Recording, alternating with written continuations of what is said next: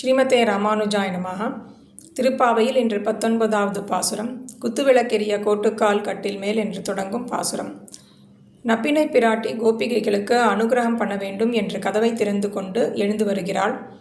அப்பொழுது பகவான் ஸ்ரீ கிருஷ்ணன், இந்த கோபிகைகள் நம்மை சேர்ந்தவர்களாயிற்றே, கோபிகைகளின் காரியத்தை நப்பின்னை செய்தாள் என்று இருக்கக்கூடாது, அதை கிருஷ்ணன்தான் செய்தான் என்று அமைய வேண்டும் என்ற திருவுள்ளம் பற்றி கதவை திறக்க வந்த நப்பினை பிராட்டியை தடுத்து வலுக்கட்டாக கட்டிக்கொண்டு அந்த நப்பினை பிராட்டியோடே மஞ்சத்திலே கூடியிருக்கிறான்.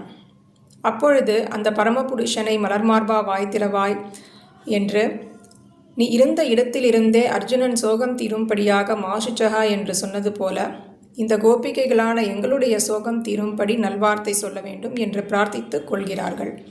அந்த காலத்திலே கதவை திறக்கலாகாது என்று இவன் நம்மை தடுத்தான், இந்த கோபிகைகளின் காரியத்தை இவன் செய்தான் என்று நிறம் பெறலாகாது என்று நப்பினை பிராட்டிக்கு தோற்றி தன் திருக்கண்களாலே ஜாடை காண்பிக்கிறாள்.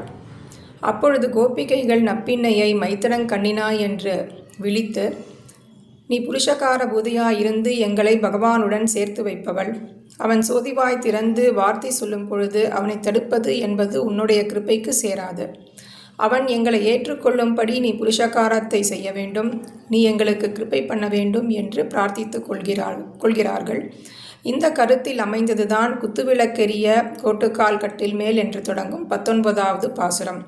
ஆண்டாள் திருவடிகளே சரணம்.